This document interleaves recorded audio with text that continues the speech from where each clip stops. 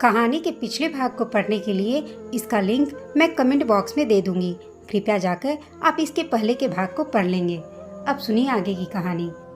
Office employees द्वारा शादी की बधाइयां देने से ईशान काफी गुस्से में आ गया। ईशान के गुस्से से धधकती आवाज जब ऑफिस के हर कोने में गर्मी भरने लगी, तब अचानक से सभी एम्प्लॉयज ने अपने होठों को बंद कर लिया और ईशान की ओर एक उलझन के साथ देखने लगे। ईशान ने गुस्से में कहा, क्या मैं तुम सभी को इसी काम के लिए पैसे देता हूँ, ऐसे ही टाइम वेस्ट करने के लिए? अगर यही करना है तो किसी दूसरी कंपनी में चले जाओ तुम लोग। चिल्लाते हुए ईशान ने सभी को सरसरी निगाह से देखा। कुछ के हाथ में फूल के बुके तो कोई उसके लिए तोहफा पकड़े खड़ा था। 5 मिनट, बस 5 मिनट देता हूँ तुम सबको। अगर इस 5 मिनट के बाद किसी के हाथ में कोई बुके या गिफ्ट नजर आया तो नेक्स्ट 2 सेकंड के अंदर वो ऑफिस के बाहर जाता दिखाई देगा। इतना सुनना था कि सभी अपने हाथ में लिए फूलों और तोहफों को ईशान की नजरों से छुपाने के लिए इधर उधर भागने लगे। जब तक सभी एम्प्लॉयज ने अपने गिफ्ट छुपाए, ईशान ऊपर अपने कैबिन में चला गया। ईशान का मूड देखते हुए सभी ने अपने भीतर उठ रहे सवालों और चुगली को दबा दिया, जिसके बाद ऑफिस में शांति कायम किए हुए अपना काम सभी करने लगे। दूसरी ओर विवेक ने रेविका को उसके असिस्टेंट के साथ घर भेज दिया और चारों इंटर्न को कॉल कर कंफर्म किया कि उन्हें ज्वाइनिंग से पहले एक और इंटरव्यू देना होगा, जो खुद कंपनी के सीईओ लेंगे। ये सुनते ही कनिषा समझ गई कि ईशान उसे अपनी कंपनी से बाहर फेंकने के लिए हर मुमकिन कोशिश करेगा। फिर भी वो ऑफिस जाने या ईशान की गिरती हरदों को देखने से घबराई नहीं। हॉस्टल पहुंची जब वो कमरे में गई, उसकी दोस्त सौम्या भागते हुए उसके गले लगी। कहाँ थी तुम? मुझे लगा तुम्हें किसी ने किडनैप कर लिया है। अपने कान के पास उसके रोने की आवाज कनिषा जब बर्दाश्त न कर सकी, उसने बोझिल तरीके से कहा, मैं डैड के साथ थी, वो हॉस्पिटल में है। क्या हुआ है अंकल को? सौम्या ने पूछा, जिसके जवाब में कनिषा ने कहा, मुझे 3 बजे जगा देना, इंटरव्यू के आखिरी राउंड के लिए जाना है। ठीक है, आराम कर ले तू। किसी चंचल चिड़िया की तरह हमेशा इधर से उधर भागने वाली कनिषा को ऐसी हालत में देख सौम्या काफी उदास महसूस करने लगी। बेड पर बैठते हुए उसने उसके सिर पर हाथ रखा और कहने लगी, अंकल ठीक हो जाएंगे, तू परेशान मत हो। कल ईशान देव सिंह की दुल्हन बनी थी मैं। सौम्या की बात खत्म होते उससे पहले ही कनिषा बोल पड़ी, जिस पर ध्यान दिए बिना सौम्या ने अपना कहना जारी रखा, इसमें भी परेशान होने की जरूरत नहीं है। अचानक जब उसे समझ आया कि कनिषा ने क्या कहा है तो अचानक खड़ी होते हुए चिल्लाई, क्या? अभी क्या कहा तुमने? क्या बनी थी तुम कल? उसने कहा कि वो मुझसे शादी करना चाहता है, कनिषा बोली, और फिर मुझे ही दोषी बना दिया। उसने कहा कि मैं लालची और आधी रात तक तफरी करने वाली लड़की हूँ। अपने ही धुन में रटते हुए कनिषा बिना रुके कहती जा रही थी। उसकी आंखों के कोने से गिरते आंसुओं की छोटी छोटी बूंदें गवाह थी कि उसके हर लफ्ज सच्चाई समेटे हुए थे। पहले कुछ पलों तक सौम्या ने सोचा कि वो मजाक कर रही है, लेकिन उसके वो बेबाक गिरते आंसू सारी कहानी सुना गए। मैं अपनी जिंदगी का सबसे बड़ा सौदा करके आई हूँ सौम्या। कनिषा, तू जो भी कह रही है मेरे कुछ समझ नहीं आ रहा। मुझे ठीक से समझाओ कि पिछले 24 घंटे से तू कहाँ थी? सौम्या उत्सुकता और फिक्र में पूछने लगी, जिस पर कनिषा जवाब देने के बदले अपने कंबल को खींचते हुए सिर तक ले आई और अगले ही पल करवट घुमाकर सौम्या के सवालों को अनसुना कर दिया। नींद आ रही है तो सो जा, लेकिन उठने के बाद मुझे सब कुछ जानना है। कहते हुए सौम्या ने उसके पीठ को कंबल से ढका और उठकर खिड़की के पर्दे बंद कर दिए। कंबल के अंदर चेहरा ढक लेने के बाद भी कनिषा जागते हुए आंखों से निरंतर आंसू बहाते रही। भले ही उसे इस बात का एहसास नहीं था, लेकिन कमरे में स्टडी टेबल पर बैठी सौम्या उसकी दबी हुई सिसकियों को आसानी से सुन सकती थी। काफी देर तक सिसकियों की आवाज कमरे के वातावरण में नमी भरती रही, जो धीरे धीरे मध्यम और फिर शांत पड़ गया। कॉफी पी लेने के बाद कनिषा कब गहरी नींद की आगोश में खींची चली गई, उसे महसूस तक न हुआ। जब घड़ी में 3 बजा, सौम्या ने कनिषा का नाम कई दफा पुकार कर उसे जगाने की कोशिश की, लेकिन जब कंबल के भीतर से कोई हलचल न हुई तो सौम्या थोड़ा हड़बड़ाते हुए चेयर से उठकर कनिषा के बेड की ओर भागी। कंबल खींचते हुए उसकी नजर कनिषा पर पड़ी। उसका चेहरा हल्का लाल नजर आ रहा था। तेजी से उठता बैठता उसका सीना इशारा दे रहा था कि वो ठीक से सांस नहीं ले पा रही है। उसके माथे पर अपनी ठंडी हथेली रखते हुए सौम्या ने जब उसके शरीर को भट्टी की तरह तपता हुआ महसूस किया, उसने कनिषा की कलाई पर कुछ ढूंढा, जिसके दूसरे ही पल कमरे में अपनी नजरें दौड़ाकर कनीशा के बैग को तलाशने लगी। कमरे में आते हुए कनीशा ने बैग को दरवाजे के पास ही गिरा दिया था, जिसे लेने के लिए सौम्या दौड़ी। उस बैग के चैन को हड़बड़ी में खोलते हुए सौम्या ने बैग के सारे सामानों को फर्श पर फैला दिया, जिसमें उसने कई इंजेक्शन देखा जो पूरी तरह दवाइयों से भरी हुई थी। उनमें से एक लेकर वो कनीशा के पास वापस आई और बिना देरी किए हुए इंजेक्शन के ऊपर लगे कैप को निकालकर इंजेक्शन के नुकीले नीडल को कनीशा के बाह पर चुभा दिया। इंजेक्शन में मौजूद सारे लिक्विड को कनीशा के बॉडी में उतारने के बाद सौम्या ने इंजेक्शन खींचा और हाँफते हुए वहीं फर्श पर बैठ गई। चेहरे पर लटकते अपने बालों को पीछे समेटते हुए वो खुद में ही बड़बड़ाई, कितनी बार मैंने कहा है तुझसे कि अपनी हार्ट रेट मेजरमेंट वॉच पहन के रखा कर। अगर आज थोड़ा भी लेट हो जाता तो न जाने क्या हो जाता। इतना कहते हुए उसने कनीशा की हथेली को पकड़ा और फूट फूट कर रो पड़ी। आधे घंटे के बाद कनीशा का शारीरिक तापमान वापस सामान्य हो चला और उसने अपनी पलकों को भी हिलाना शुरू कर दिया। आंखें खोलते ही सौम्या एकदम से उठकर उसके गले लग गई। मेरी तो जान ही निकल गई थी। थैंक गॉड तू होश में आ गई कनीशा। सौम्या के गले लगने से कनीशा को अपने गले पर दबाव महसूस हुआ, जिसके कारण उसे खांसी आनी शुरू हो गई। ये सुन, सौम्या तेजी से उठ खड़ी हुई। तेरी हार्ट रेंज मेजरमेंट वॉच कहाँ है? अगर उसे पाना होता तो उसके अलार्म से मुझे पहले ही पता चल जाता कि तेरी तबीयत बिगड़ रही है। इंजेक्शन देने से पहले तेरी बॉडी किसी भट्टी की तरह तप रही थी, ऊपर से तू सांस भी नहीं ले पा रही थी। क्या ऐसा करके मरना चाहती है तू? मुझे पता नहीं चला सौम्या। सौम्या की चिंता को दूर करने के लिए कनीशा मात्र इतना ही कह सकी। पता नहीं चला तुझे? तुझे पता नहीं है कि जब किसी चीज से तू बेहद डर जाती है या चिंता करती है तो तेरे दिल की धड़कनें बेहिसाबन धीमी हो जाती हैं। बुखार ना होते हुए भी बॉडी टेम्परेचर हाई हो जाता है और सांसें फूलने लगती हैं तेरी। सौम्या की डांट सुनते ही हुए कनीशा आहिस्ते से उठकर बेड पर बैठी। तभी उसकी नजर सामने दीवार पर टंगी घड़ी पर पड़ी, जिसने 3:30 बज गए थे। 3:15 तक उसे इंटरव्यू के आखिरी राउंड के लिए ऑफिस पहुंचना था। देर होता देख वो तेजी से बेड से उतरी, लेकिन जैसा कि उसके हार्ट की स्थिति अभी तक स्थिर नहीं हुई थी, उसे दर्द महसूस हुआ, जिससे उसने अपने सीने पर हाथ रख लिया। जिसके बाद थोड़ी लड़खड़ाई सी आवाज में सौम्या से बोली, सौम्या मेरे साथ इंटरव्यू तक चल। अगर मेरी तबीयत और बिगड़ती है तो मुझे तुरंत इंजेक्शन लगा देना। कोई सवाल मत करना, मुझे इस जॉब की बहुत ज़रूरत है। सौम्या बोली, तू पागल हो गई है क्या? जानती है ना, एक स्टेज पर आकर तू मर भी सकती है, फिर अपनी जिंदगी को रिस्क में क्यों? सौम्या इतना ही कह सकी थी कि उससे पहले ही कनीशा ने अपनी स्टडी टेबल से पेपर्स उठाए और उन्हें अपने बैग में डालकर सौम्या को अपने साथ खींच लिया। जब दोनों हॉस्टल से बाहर निकली, किस्मत से उन्हें गेट पर ही ऑटो मिल गया। ऑटो वाले को एड्रेस समझाकर कनीशा ने अपने बैग से एक छोटा सा आईना निकाला और उसमें अपने चेहरे को देखने लगी। उसके आंसुओं के निशान अभी भी चेहरे पर मौजूद थे, जिसे धोने के लिए उसने बैग से वाटर बोतल को निकाला और ऑटो के खुले भाग से सिर निकालकर चेहरा धो लिया। अपने रुमाल में चेहरा पोंछते हुए कनीशा ने सौम्या की ओर देखा। वह काफी नाराज लग रही थी। मैं ठीक हूँ सौम्या, ये तो होता ही रहता है। बचपन से ही मैं अपने दिल की कमजोरी को झेल रही हूँ। अब तो आदत भी हो गई है मुझे, और हल्की सी दर्द की वजह से मैं अपनी जिंदगी को रोक तो नहीं सकती ना। अगर जॉब से निकाल दिया तो डैड के हॉस्पिटल बिल्स कहाँ से भरूंगी? मुझे इस जॉब में टिके रहने की बहुत ज़रूरत है। कनीशा ने सौम्या को समझाया। तब जाकर वो कुछ सामान्य हुई और उसने कनीशा के बिखरे बालों को समेटकर पीछे बांध दिया। फिर भी उसकी छोटी छोटी लटें गालों तक झूल गईं। दूसरी ओर ऑफिस में विवेक ने सभी कैंडिडेट में जब कनीशा को अनुपस्थित देखा, उसने जानबूझकर ईशान के कपड़े पर कॉफी गिरा दिया ताकि इंटरव्यू सेशन शुरू होने में थोड़ा वक्त मिल जाए। हालांकि उसकी इस गलत पर ईशान द्वारा उसे काफ़ी बातें सुननी पड़ी। जल्दी से उसके लिए एक नया सूट लाते हुए उसने ईशान को चेंजिंग रूम में ही लॉक कर दिया और वहां चुपचाप खड़े होकर चिल्लाने की आवाज़ सुनता रहा। तभी न जाने कहां से वहां हर्षित आधम का, ये अंदर कौन चिल्ला रहा है? ईशान सर, बड़ी ही सरलता भरे मुस्कान के साथ विवेक ने जवाब दिया। क्या तुमने उन्हें अंदर बंद कर दिया है? हैरानी से मुंह खोलते हर्षित ने पूछा, जिस पर विवेक गंभीर हो गया।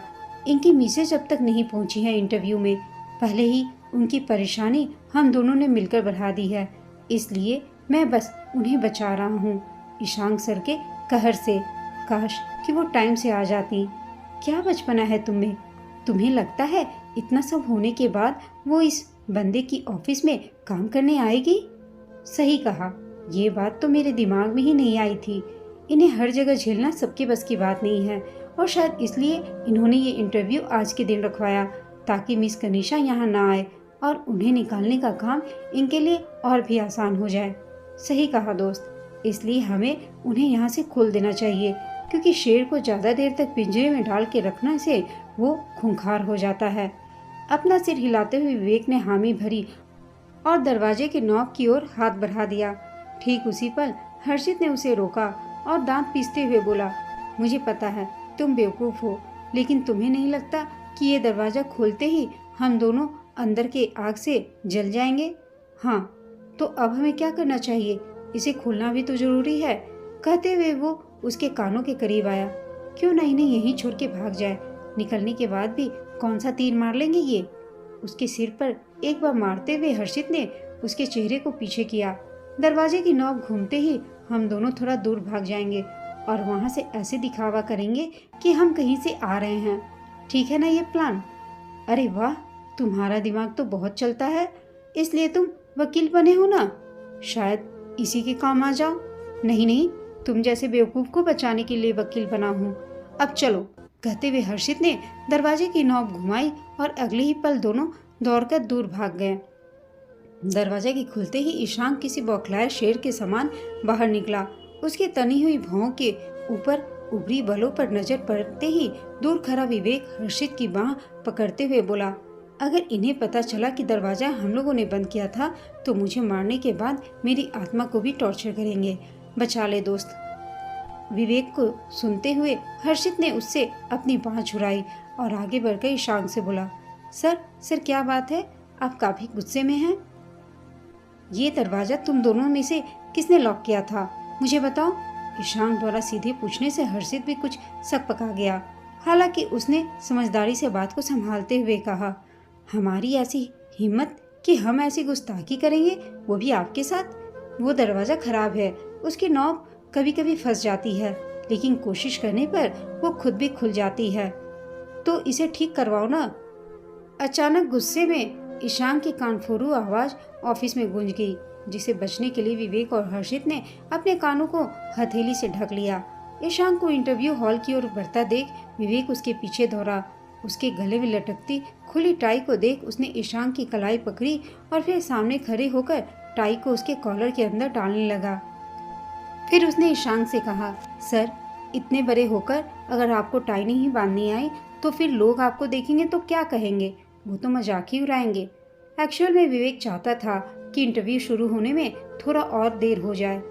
तब तक ईशान ने कहा, तुम मुझसे कह रहे हो कि मैं बेवकूफ़ हूँ? तुम्हें पता होना चाहिए कि मेरा IQ 171 है। ईशान विवेक के घूमते हाथों को देखते हुए बोला, ये बात तो हर कोई जानता है। कहते हुए विवेक मुस्कुराया।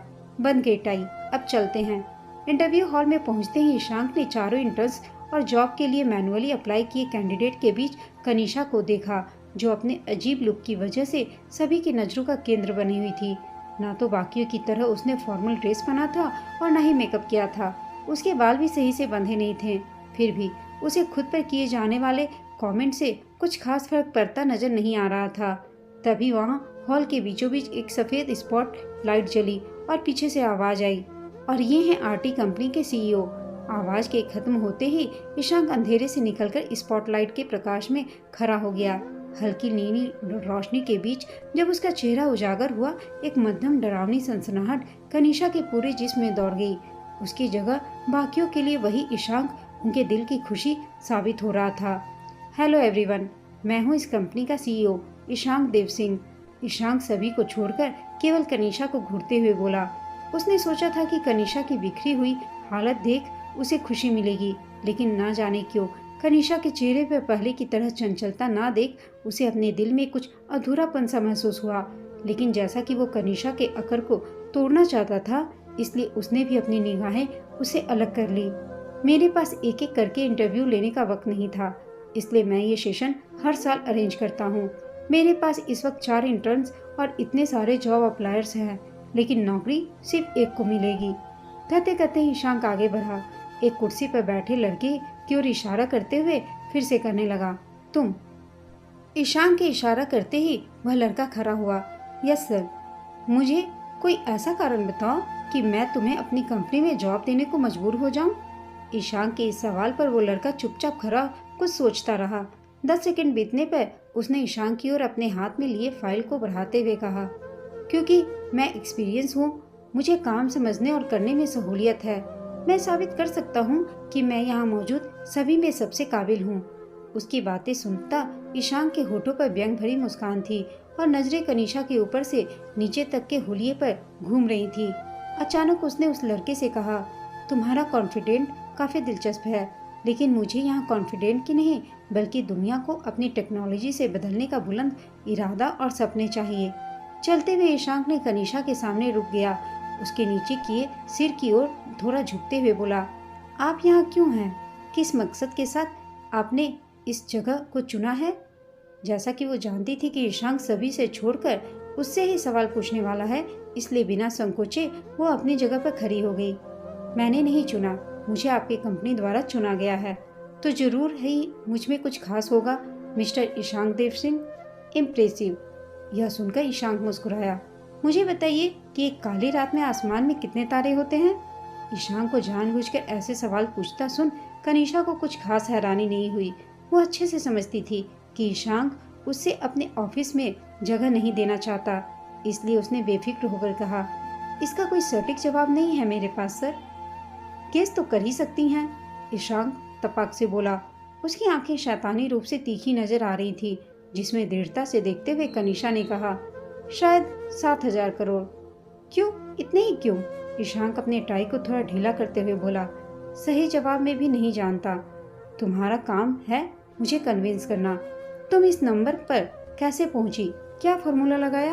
अब तुम्हारे दिमाग में बहुत सारी बातें चल रही होंगी, लेकिन आखिर में तुम्हारे पास कोई जवाब नहीं होगा, क्योंकि तुमने कभी इस बारे में सोचा ही नहीं है।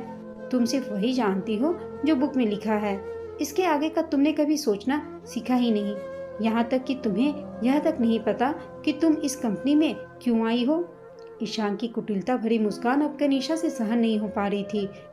इतने लोगों के बीच सिर्फ उसे ही उठाकर वो इंटेंशनली बेइज्जत कर रहा था। यहाँ आने से पहले उसे उम्मीद था कि ईशान काम के बीच निजी जिंदगी नहीं लाएगा, लेकिन उसके इरादे देख वो समझ गई कि ईशान किसी भी हालत में उसे यहाँ इंटर्नशिप तो नहीं करने देगा। इसलिए बिना कुछ जवाब दिए अपने हाथ में पकड़े बैग पर उंगलियों को कसा और वहाँ से कनीशा जाने लगी। ईशान जो न जाने क्यों कनीशा को वहाँ से जाने नहीं देना चाहता था, उसके पीठ पर लटके अनसुलझे बालों की ओर देखते हुए उसने फिर से कहना शुरू किया, यहाँ मौजूद सभी लोग इसकी तरफ ध्यान से देखिए। ये हमारे देश के एजुकेशन की एक ऐसी फेलियर है जो सिर्फ चीजों को रट सकती हैं, न तो इसके पास सपने हैं और न ही इमेजिनेशन। ये कुछ भी नया क्रिएट नहीं कर सकती।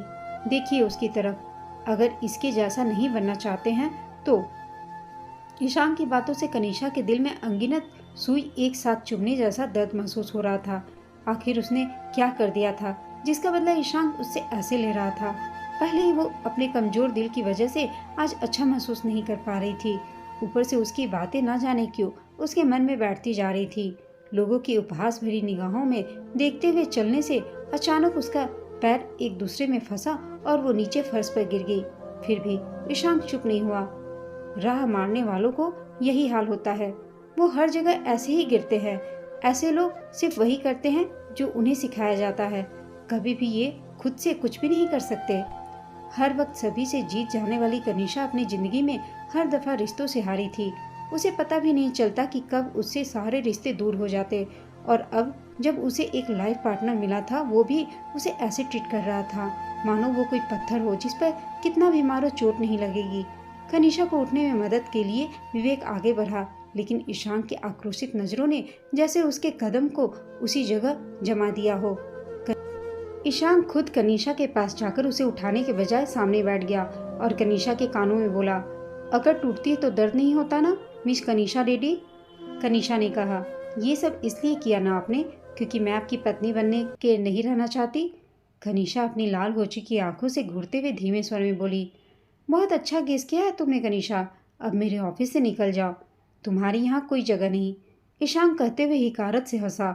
उन दोनों की कानाफूसी देख वहां बैठे लोगों में भी सरसरी नजरों से कनिषा को देखने लगे।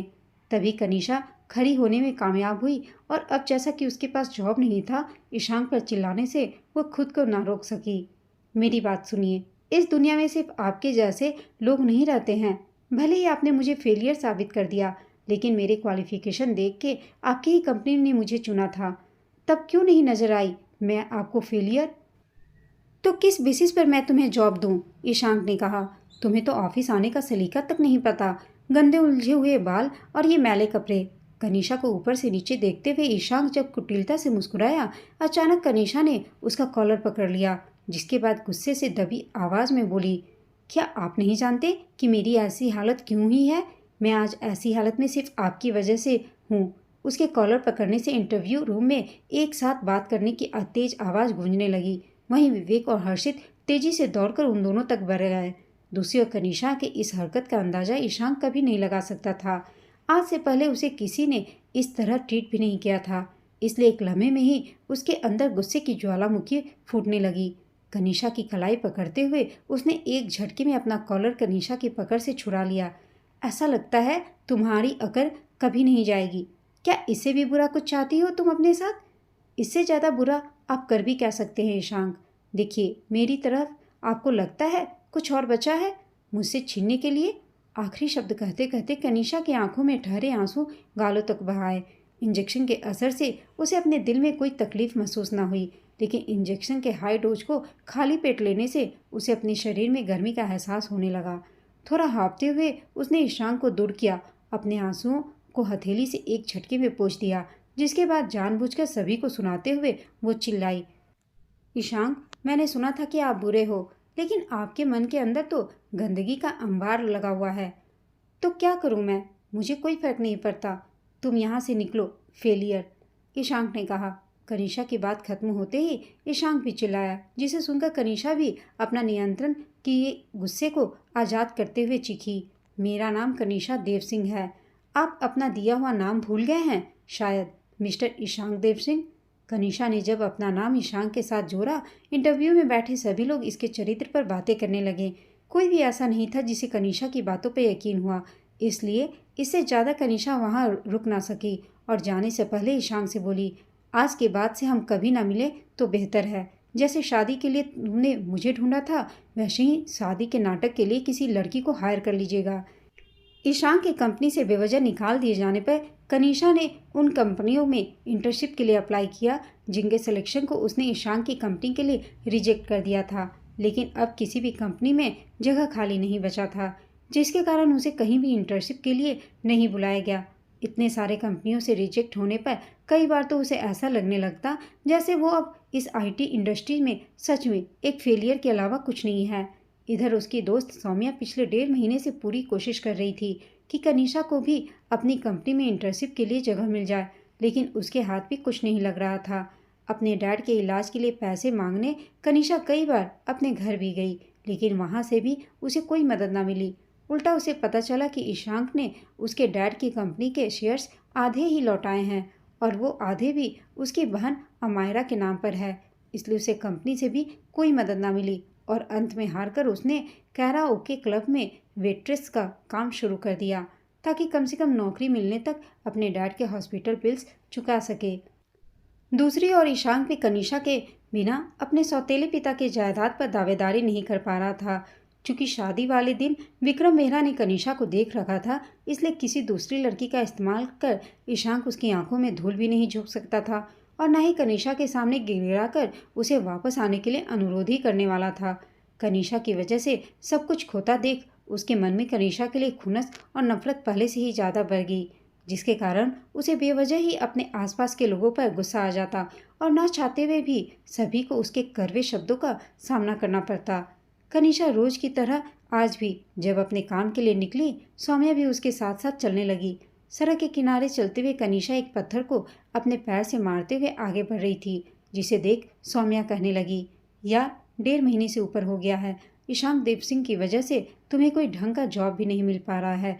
ऊपर से उस बेवकूफ़ ने तेरे डैड की कंपनी भी उस मुर्गी अमायरा के नाम कर दी है, और फिर जो काम तू कर रही है वो तेरे लिए खतरे से खाली नहीं है। सौम्या की बातों का कनिषा ने कोई जवाब नहीं दिया। उल्टा वो हल्के से मुस्कुराई। सौम्या ने उसके होठों की मुस्कान पर झांका तो फिर से कहने लगी, कनिषा, कनिषा यार, मेरी माँ तो ईशांक से जाकर पूछ कि उसने अमायरा को तेरी प्रॉपर्टी क्यों दे दी, या फिर कम से कम जो शेयर्स उसके पास है वो तो मांग ले। भले ही बचपन से काफ़ी सहती आई है तू, बहन का बिछड़ना, माँ की मौत और अब तेरे डैड की भी कंडीशन अच्छी नहीं है। क्या फिर से अपनी सौतेली माँ की कैदी बनना चाहती है तू? कनिषा ने कहा, किस खुशी में मेरे बचपन के जख्मों को कुरेद रही है तू? कहते हुए कनिषा सड़क पर चलते हुए रुक गई। अचानक वो काफ़ी परेशान नजर आने लगी। एक अव्यक्त तस्वीर उसकी आंखों के आगे नाच गया, जिसमें वो 8 साल की बच्ची थी और जानबूझकर उसने एक 6 साल की बच्ची को टूटे से घर में बंद कर दिया। दरवाज़ा बंद कर जैसे ही वो मुड़ी, उसने सामने अपनी माँ को खड़ा देखा, जो हाथों में रस्सी पकड़े हुए थी। खुले काले बालों में गोरा सा चेहरा आधा ढका हुआ था। उनके होठों की गहराई, खूनी लाल लिपस्टिक और आंखों के मोटे काजल कनिषा के मन में भय पैदा कर रही थी। फिर भी वो अपनी माँ की ओर बढ़ी और उनके पैरों पर लिपटते हुए रोने लगी। माँ, आपको क्या हो गया है? प्लीज़ ऐसा मत कीजिए, मुझे डर लग रहा है। बहुत डर लग रहा है? छोटी मनीषा भी डर गई है माँ। अपने भयानक अतीत में डूबे हुए कनिषा अचानक तब होश में लौटी जब उसके कानों में अपने कलाई पर बंधी घड़ी से अनगिनत बीप की आवाज़ के साथ साथ सौम्या की आवाज़ भी आने लगी। हालांकि वो दर्दनाक यादें कनिषा की आंखों में आंसू छोड़ गए, जिनके अपने शर्ट की स्लीव से पोंछते हुए कनिषा ने अपना दिमाग किन्हीं और बातों में लगाया और गहरी गहरी सांसें लेने लगी। कुछ 5 मिनट में उसके दिल की धड़कनें सामान्य हुई, तब जाकर दोनों फिर से चलने लगी। कनिषा को उसके क्लब के दरवाजे पर छोड़ने के बाद सौम्या भी अपने ऑफिस के लिए निकल गई।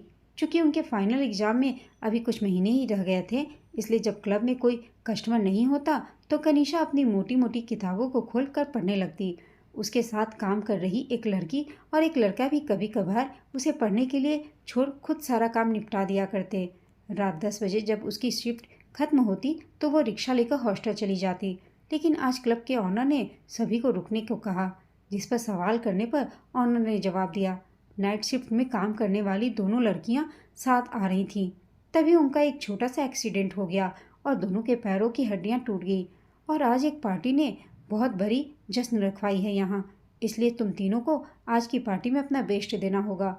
अगर मुझे काम अच्छे से होता दिखा तो सबको बोनस में 10,000 रुपये दूंगा। एक छोटी सी पार्टी में सर्व करने पर इतने पैसे मिलता देख कनिषा ने ना आव देखा ना ताव और झट से हाँ करते हुए मन ही मन सोचने लगी, 10,000, वो भी एक पार्टी में सर्व करने पर? इतने पैसे तो मैं डैड के 1 महीने का हॉस्पिटल बिल निकल जाएगा और जो सैलरी मिलेगी उससे उनकी दवाइयों का इंतजाम भी हो जाएगा। अपने दिमाग में पैसों का हिसाब किताब कर कनिषा आगे आई और ऑनर से कहने लगी, मैं करूँगी, आप बस मुझे बताइए कि क्या करना होगा।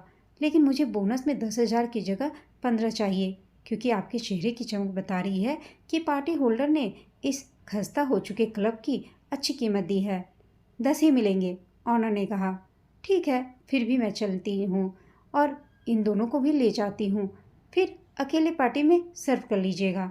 कनिषा को जाता देख ऑनर को सोचने के बाद अनमने ढंग से बोला, अच्छा अच्छा ठीक है, मैं 15 देने को तैयार हूँ, जाओ कपड़े बदल लो, तुम लोगों के लॉकर के पास रखा हुआ है, मैं 15,000 दे दूंगा तुम तीनों को। Thank you. खुशी से उछलते हुए कनिषा ने अपने साथ काम करने वाली राधिका का हाथ पकड़ा और खींचते हुए लॉकर रूम में जाने लगी। 15,000 में डैड के अब तक के बिल्स आराम से पे हो जाएंगे और उन्हें जनरल वार्ड से भी नहीं निकाला जाएगा। होठों ही होठों में बुदबुदाते हुए कनिषा ने राधिका का हाथ हवा में उठाया। तुम बताओ, तुम इतने पैसों का क्या करोगी? कुछ नहीं, कॉलेज की फीस भरूंगी कनिषा। राधिका जवाब दे ही रही थी कि तभी कनिषा ने उसका हाथ छोड़ दिया और लॉकर के सामने रखे एक काले और सफ़ेद रंग के फ्रॉक को उठाते हुए कहा, ये क्या है? क्या हम दोनों को ये पहनना है? ये तो किसी सर्वेंट के कपड़ों जैसा दिख रहा है। हाँ, राधिका भी उस ड्रेस को छूते हुए बोली, ये तो बहुत अजीब सा है और छोटा भी। आपको लगता है कि हमें ये पहनना चाहिए? हमारे कपड़े भी तो अच्छे हैं। सही कहा तुमने, अभी इस ऑनर के बच्चे का दिमाग ठिकाने लगाती हूँ। क्या सोच उसने ये ड्रेस रखा है? कनिषा बोली। भरी ही रोश में कनिषा ने कपड़े को फर्श पर पटका और दरवाजे से बाहर निकलने लगी। तभी राधिका ने उसे पकड़ लिया और सिर नीचे किए हुए बोली, पहन लेते हैं यार, हमें पैसे भी तो इसी चीज़ के मिल रहे हैं। पार्टी में कोशिश करेंगे कि मर्दों के पास ना जाएं। वहाँ पर राधिका अपनी पूरी भी न कर सकी थी बात कि उससे पहले ही दरवाजे पे खड़े ऑनर ने दोनों को आवाज़ दी, राधिका, कनिषा, जल्दी करो तुम दोनों, यहाँ लोग आने शुरू हो जाएंगे। दोस्तों, आपको ये कहानी कैसी लगी कमेंट करके ज़रूर से बताइएगा। साथ ही कहानी अच्छी लगी हो तो इसे लाइक, शेयर और चैनल को सब्सक्राइब अवश्य कीजिएगा। कहानी सुनने के लिए आप सबका धन्यवाद।